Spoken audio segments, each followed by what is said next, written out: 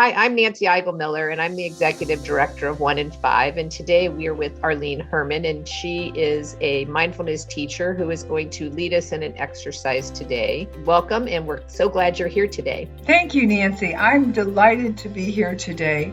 And today's topic is mindfulness, self-compassion, and loving kindness, and how they intersect. And just as a little bit about myself, I've been practicing mindfulness about 20 years. I'm now completing the second year of a teacher training program led by Tara Brock and Jack Kornfield. And they are two unbelievable gurus in the mindfulness field. And a lot of their material that I'll share, some of the material I'm going to share with you also comes from them and from my course. So let's talk about this intersection of mindfulness, self-compassion, and loving kindness. An important component of mindfulness is uncovering the innate compassion within each of us so we can relate to ourselves and others with loving kindness.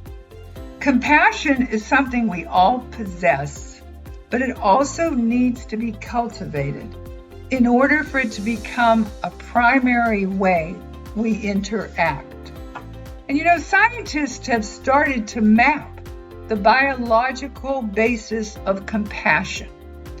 The research has shown that when we feel compassion, our heart rate slows down, we secrete the bonding hormone, oxytocin, and regions of the brain linked to empathy, caregiving, and feelings of pleasure light up. And this often results in our wanting to approach and care for others. So the next time you do something for another person or for a cause where you actually connect with that person, as opposed to just writing a check, pause and see if you can feel bodily sensations. I can give you a personal experience. One of the high schools was doing a food drive, and they left a note on our doorstep that they would be collecting food Sunday morning to leave the bags outside our door.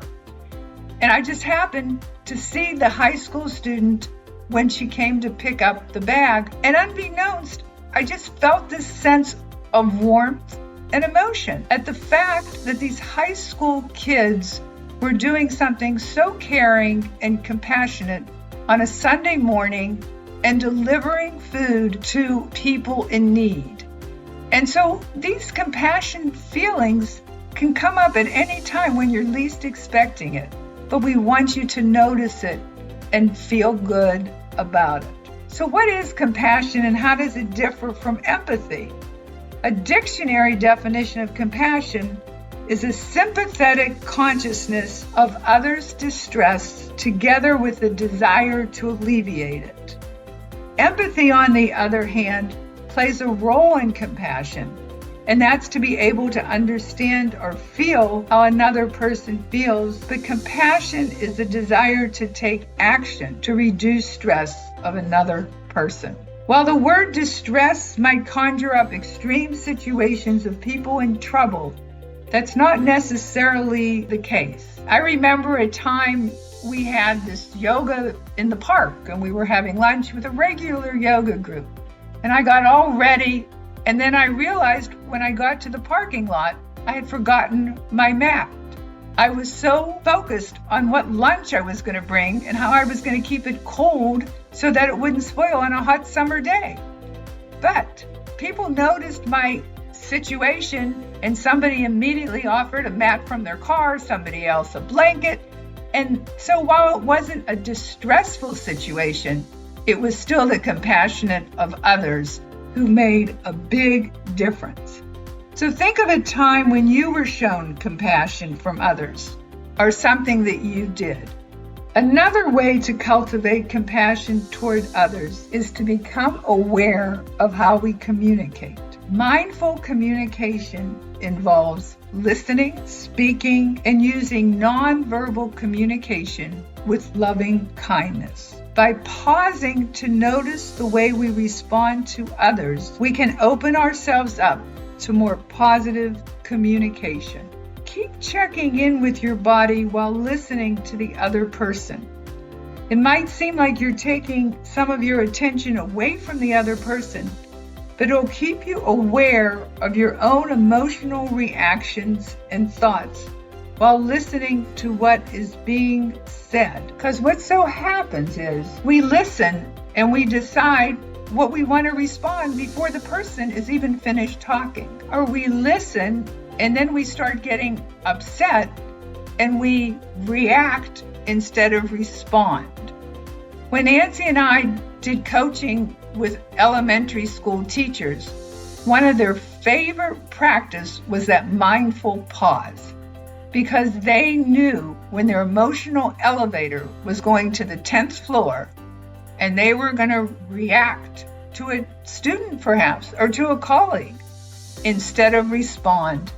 And by getting in touch with their emotions and pausing, it made a difference in how they reacted. So it was much more of a response, and it was much more with kindness.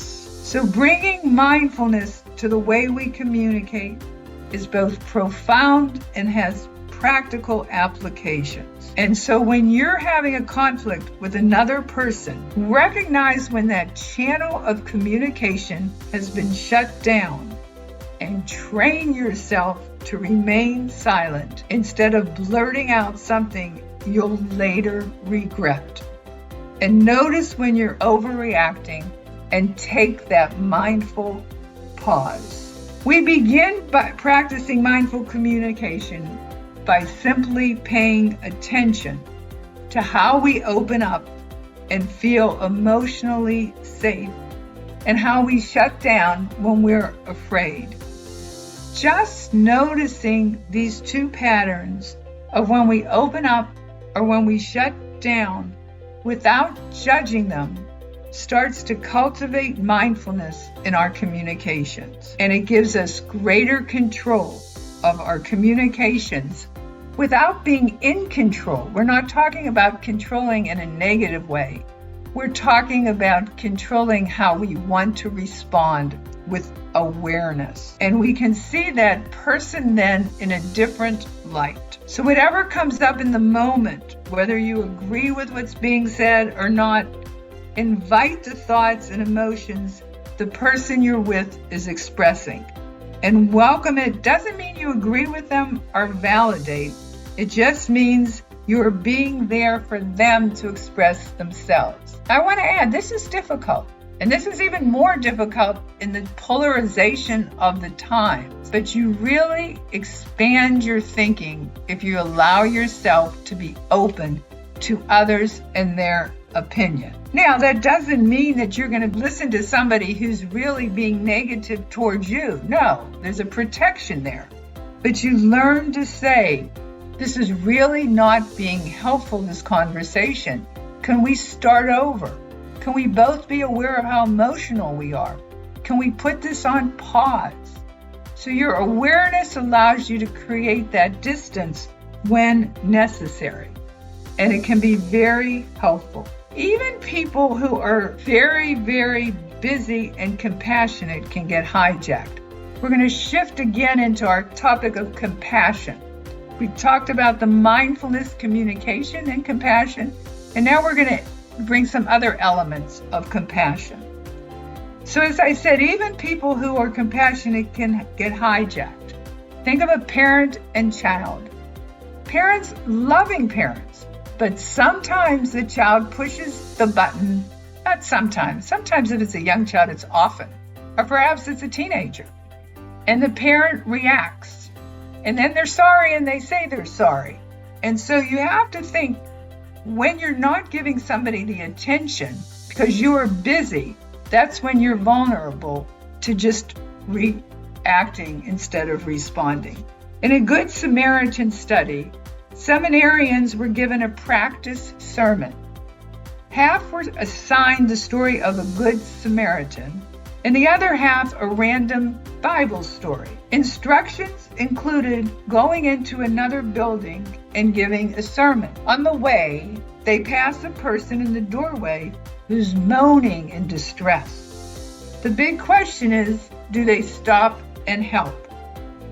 This was determined how much time they thought they had before giving their sermon. If they believed they'd be late, they didn't stop to help. And this is true even if they're on their way to give a sermon about the Good Samaritan. So that just gives you an example that even though we all feel compassion, when we're in a hurry sometimes, we forget to show that compassion. Here's another example, and this one I really enjoy. This is by Sylvia Boorstein, and she's an author and a mindfulness and meditation expert. She tells the story of a time she was on an airplane, looking forward to getting her work done on her next book. But sitting next to her was a woman who was fidgeting in her seat, eager to engage in conversation. She told Miss Boorstein that she'd recently hurt her back and sitting made her uncomfortable. She also worried because she was a smoker and worried about the length of the flight. Sylvia allowed for some time for conversation, not wanting to appear rude, hoping the woman would settle down. But that didn't happen. And each time the topic ended, a new topic emerged from the woman. But Sylvia writes it was actually the woman who caught her before she made a mistake. This came about when the woman asked Sylvia, "Well, what do you do as a meditation teacher?" She wanted to know, who do you teach? Is it good for people with stress? She wondered if she could learn the practice. Finally, Miss Boorstein said she got it. And she asked the woman if she would like her to teach her to meditate right now. The woman eagerly said yes. She gave her some meditation instructions, and then they talked about her experience. The woman said, "I feel more relaxed." And they talked about how feeling a little better made her feel much better, because now she was sure she would survive her trip. They talked about how the mind takes pain and blows it bigger sometimes than it really is. The more they conversed, Sylvia realized that it was totally ludicrous to be writing a book about the joys of selfless acts of kindness, about relating with compassion, while trying to ignore a person sitting next to her who was experiencing pain. And I think we all have those lessons when we take the time to be aware of the other person. But compassion is not just about being aware of the other person, because compassion is about self-compassion as well. And according to Kristen Neff, who's an expert in self-compassion, we can apply the same principles to ourselves. Because as Kristen Neff says, acting the same way towards yourself when you're having a difficult time, when you feel like you're failing or notice something you don't like about yourself, you should act towards yourself as you would another in the same circumstance. Instead of ignoring your pain with a stiff upper lip mentality, you tell yourself, this is really difficult now. How can I comfort and care for myself in this moment? And pain isn't just physical pain. It's the emotional pain that we all experience. So instead of mercilessly judging and criticizing yourself for what you consider your inadequacies or your shortcomings, self-compassion means you are kind and understanding when confronted with feelings of personal failure. It means you honor and accept your humanness rather than strive to be perfect, and recognize that things will not always go the way you want to. We all experience frustration, losses. We all make mistakes and fall short of our ideals. That's the human condition. But the more you open your heart to this reality instead of fighting it, the more you'll be able to feel compassion for yourself. This message of humanness is so important because I believe we think of ourselves as superhuman. I mean, how many times does somebody tell you when you're doing so many tasks, boy, you're superhuman, and it makes you feel good? Well, in essence, you're probably wearing yourself out. And recognizing your humanness allows you to feel that sense of acceptance when things aren't going the way you hoped, and that thing of compassion. So when you notice yourself harshly judging yourself or criticizing yourself, stop and be kind so that you show loving awareness. As we learn to have compassion for ourselves, the circle of compassion for others widens, and who we can work with widens, and how we work with them. As Jack Kornfield says, if your compassion does not include yourself, it's incomplete.